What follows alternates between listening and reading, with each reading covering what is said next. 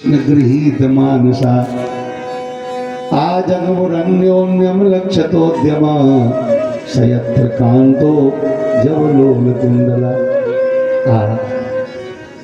निशम्य गीतम तदरंगवर्धनम। गीतम निशम्य, गीत गाया। गीत कौन था? अनंगवर्धनम गीतम निशम्य। अनंगवर्धन माने होता है काम, तो कामदेव को बढ़ाने वाले गीत को गाया। गोपियों के कान में आवाज पड़ी, जो गोपी जहां जिस अवस्था दशा में बैठी थी वो सारा काम धाम छोड़ के चल पड़ी। बड़ी प्यारी बातें लिखी हैं। दुहंत्यो भियु काश्चित दोहम हित्वा समुत्सुका पयोधिस्त्य संयामनुद्वास्या परायु परिवेशयन्ते सदहेत्वा पायित्वा शिशुंपया शुश्रूषन्ति पतिं काश्चित् असनन्त्यो काश्यभोजनं लिम्पन्त्यो प्रमर्जन्त्योऽन्या अंगन्त्या काश्यलोचने व्यस्त्यस्तवस्त्राभरणा काश्चित् कृष्णान्तिकमययो तावार्यमाणापतिभिः पितृभिर्भ्रातृबन्धुभिः गोविन्दापहृतात्मानो नानिवर्तन्त मोहिता। कोई गाय दुह रही थी, कोई गाय दुहने जा रही थी, कोई गाय दुह करके दूध मटकी में धर के आग पर धर दिया था, दूध उबाल रही है, और ये सारे काम छोड़ करके चल पड़े।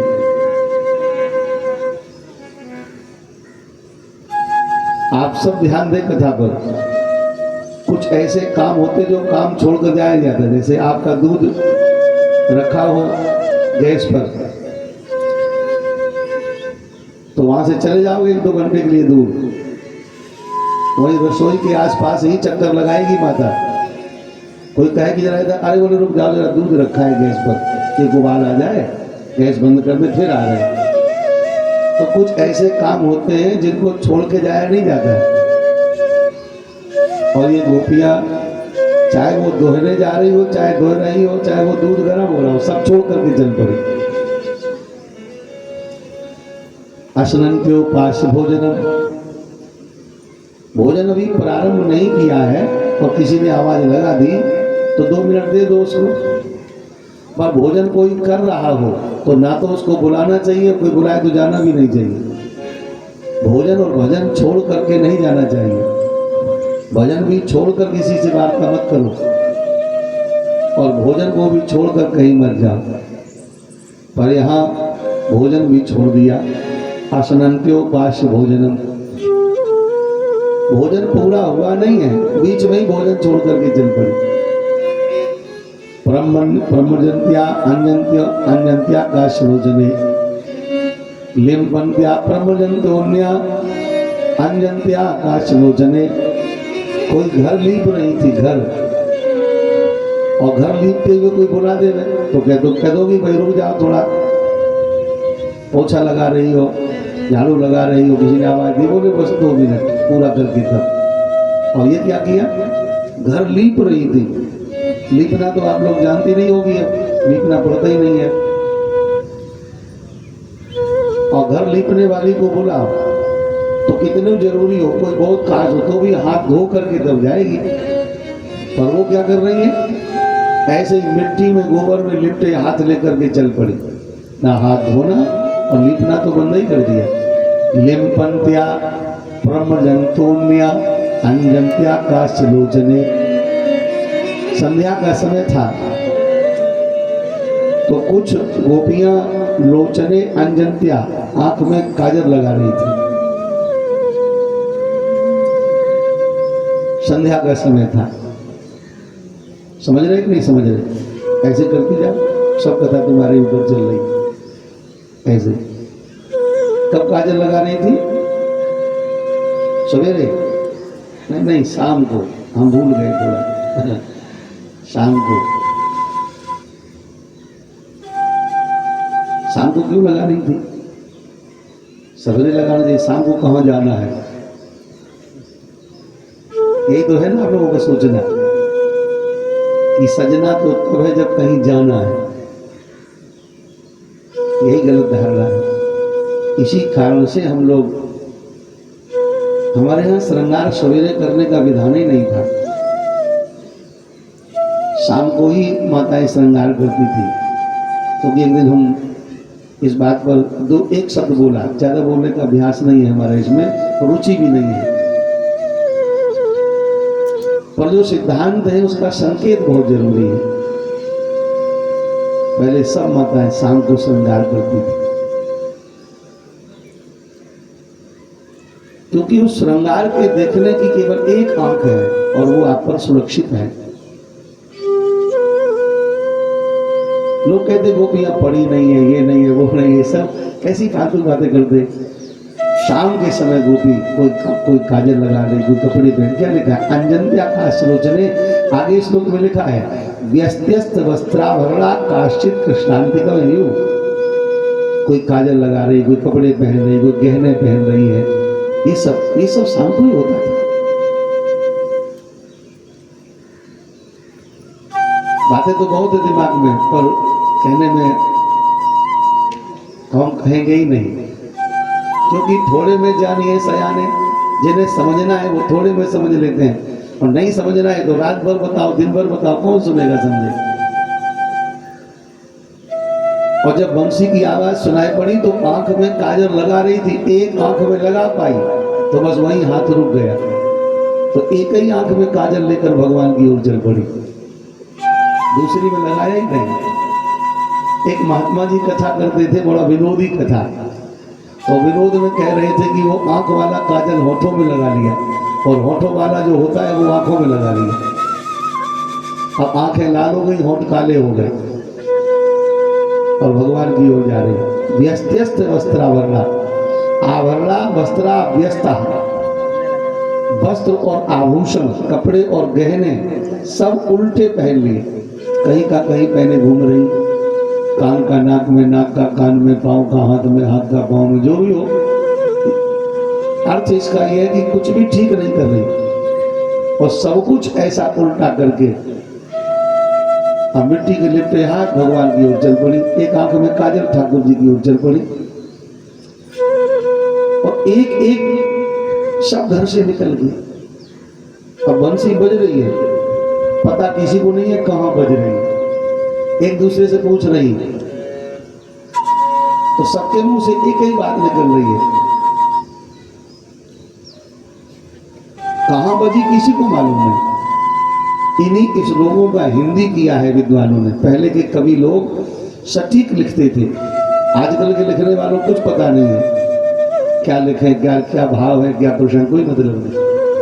पहले कवि लोग सटीक लिखते थे श्लोकों का भाव। एक कवि ने बड़ा प्यारा लिखा, बोले बाजियों में गाई, जैसे ही बंसी सुनाई पड़ी उमंग आई, उमंग आई उनके भीतर। बाजी उमंग आई, बाजी द्वार खोल धाई, बाजी मार्ग भुलाई, बाजी व्याकुल है आंगन में, बाजी के उठी है पीर, और बाजी ने है फाड़ो चीर, और बाजी धरती नहीं धीर, व्याधि लागी तन में, बाजी घर छोड़ भाजी, बाजी बर छोड़ भाजी, बाजी डर छोड़ भाजी, चैन है न मन में, बाजी कहे बाजी बाजी, एक ही मुंह से बाजी बाजी ऐसी आवाज, बाजी कहे बाजी बाजी, तो बाजी कहे कहाँ बाजी,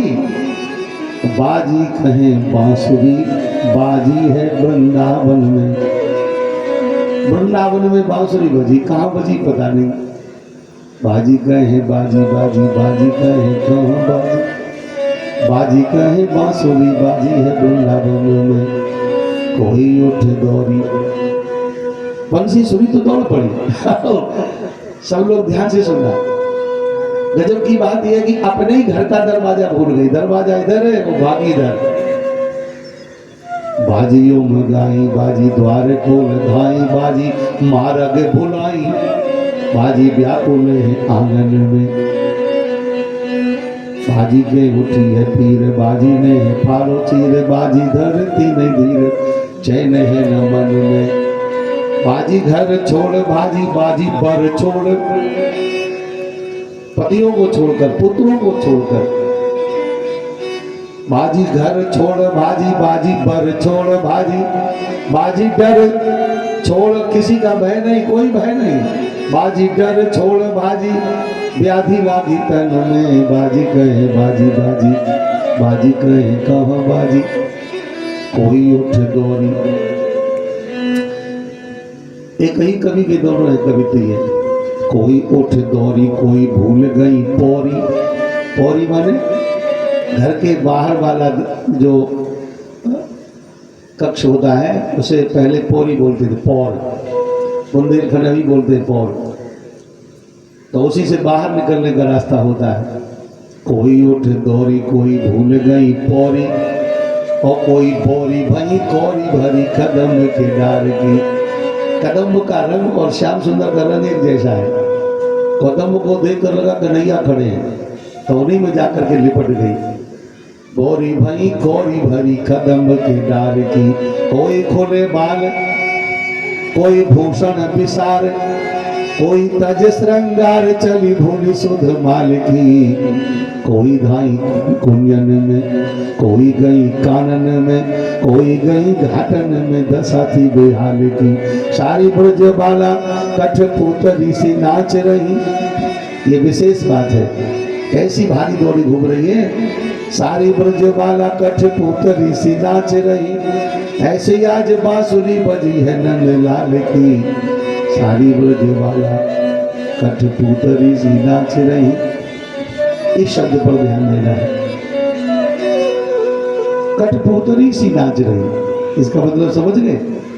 कठपुतली का मतलब होता है नाचने वाली का संबंध नचाने वाले से होता है। कठपुतली स्वयं नहीं नाचती है, अब तो कठपुतली के खेल ही बंद हो गए, सब इलेक्ट्रॉनिक जमाना आ गया। पहले कठपुतली वाले होते थे, वो नचाते थे। कठपुतली के नाचने का सीधा मतलब है कि उसका तार किसी से जुड़ा है, वो नचा रहा है, तब वो नाच रही। कठपुतली स्वयं नहीं नाच सकती। ऐसे ही गोपियों का जीवन है, वो स्वयं अपने जीवन में कुछ नहीं कर सकती, न चल सकती, न बोल सकती, न खा सकती, न पी सकती। उन्हें तो ठाकुर जी जो कराते सो वो करती हैं। ये बहुत सुंदर शब्द दे करके बुद्धिमान लोगों के लिए कवि ने बहुत कुछ उपकार किया है, नहीं तो लोग बहुत भटक जाते हैं इन कथाओं में कि क्या ये लिखा, कैसी ये गोपियां हैं, लेकिन ना, सारी ब्रज बाला कठपुतली सी, अर्थात सब कृष्णाश्रित हैं। मेरे राधा वल्लभ लाल, मैं तो तेरो नचायो नाचू। हमारे वृंदावन में बड़ा प्रसिद्ध है ये भजन, हे राधा वल्लभ, हे राधा रमण, हे बांके बिहारी, मैं तो तेरो नचायो नाचू, तेरे नचाने से नाचता हूं मैं, जो तू करवाता वही करता हूं। बाबा गोस्वामी जी ने यही बात कही है, उमा दारू जो खिटकी नाई, सबई नचावत राम गोसाई। पर कब नचाएंगे, जब तुम जो खिटकी नाई हो जाओ। दारू जो खिटकी नाई, दारू जोखित माने जानते हो, दारू माने होता है लकड़ी, और जोखित माने होता है सुंदरी, अर्थात कठपुतली। तो सवई नचावत, यदि आप कठपुतली की भांति बन जाओगे तो भगवान आपको नचाएंगे। और आप तो स्वयं गतिमान बने हुए हो, तो आश्रित जब भगवान के होगे तब भगवान सारी जिम्मेदारी ले लेते हैं। गोपियां समूह में इकट्ठी होकर के सब दौड़कर भगवान के सामने पहुंची। भगवान ने देखा सारी गोपियों को आते हुए, सबका स्वागत किया ठाकुर जी ने। आप जरा विचार करिए, जिन गोपियों का स्वागत भगवान कर रहे हैं वो गोपियां कोई सामान्य स्त्रियां हैं क्या? इतनी माताएं बैठी हैं सबरी, किसी का स्वागत करते हो कोई जब आती है तब? पर एक कल मैया आई तो सब स्वागत में फलाने आश्रम की फलानी है, तो इसका मतलब क्या हुआ? जिसका स्वागत किया जाए वो विशेष है, तो इंसान जिसका स्वागत करे वो इंसान विशेष है, और भगवान जिसका स्वागत करे वो किसी को से क्या कहोगे? इसलिए थोड़ा दिमाग लगाना चाहिए सात्विक होकर के। जब तक विचार सात्विक नहीं होगा कथा समझ में कैसे आएगी? इसलिए गोपियों को स्त्री मान बैठे हो पहले से ही, तो भागवत बिल्कुल समझ में नहीं आएगी। गोपी स्त्रियां नहीं है, वेद की श्रुतियां ही गोपी बनकर के आई हैं। देवता गोपी बनकर आए, सरे वही देवता प्राया, ये सब देवता है। वृंदावन में खड़ा हुआ पेड़ भी काठ का नहीं है, वो भी देवता है। वृंदावन के रज की जो कण है वो भी धूल नहीं है, वो भी गोलोक धाम से आई रज है। वृंदावन में सब कुछ दिव्य है, अलौकिक है, अचिंत्य है। इसलिए वहां की गोपियों को सामान्य स्त्री मत माना करो। आजकल के मूर्ख गधे जो राधा कृष्ण के ऐसे ऐसे गीत बना के गा देते हैं, कितने गंदे लगते हैं सुनने में। उन्हें लगता है कि राधा कृष्ण ने गौतम की है, तो ऐसा गाते हैं कि लगता कि तो क्या करें। हम तो बहुत बार बंद करा देते हैं, और उन्होंने कई बार कहा कि जहाँ भी कलश यात्रा हो वहाँ डीजे नहीं होना चाहिए। डीजे होना चाहिए तो श्री राम जय राम जय राम बोलना चाहिए। पहले ये सब नहीं होता था, पर हमने 2-4 बार कहा लोगों से, फिर नहीं कहा जाता, क्योंकि ये भी हम जानते हैं कि जिसकी आंधी चल गई तो फिर उसमें लोग समझते नहीं है, बड़े धार्मिक होते हैं, और वो भी नहीं। आजकल कलश यात्रा में शंख बजना बंद हो गया, घड़ियाल बजना बंद हो गया, कीर्तन होना बंद हो गया। हम लोग 35 साल से कलश यात्रा देख रहे हैं। पहले कितनी शास्त्रीय कलश यात्रा होती थी, घंटा घड़ियाल शंख बजाता था, आगे आगे शंख बजता था, उसके पीछे घंटियां बजती थी, 1 घंटी 2 घंटी जो भी हो, और कुछ सात्विक लोग ढोलक मजीरा लेकर कीर्तन करते चलते। कीर्तन के अलावा कुछ नहीं गाया जाता था। आज कलश यात्रा के नाम पर क्या हो रहा है, केवल कान फोड़ने वाला, अतिशय दुख देने वाला प्रदूषण, ध्वनि प्रदूषण।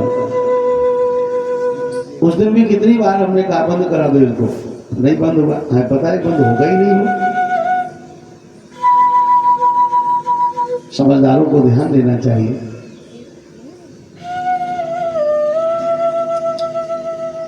इसलिए गोपियां स्त्रियां नहीं है भाई, राधा कोई स्त्री नहीं है,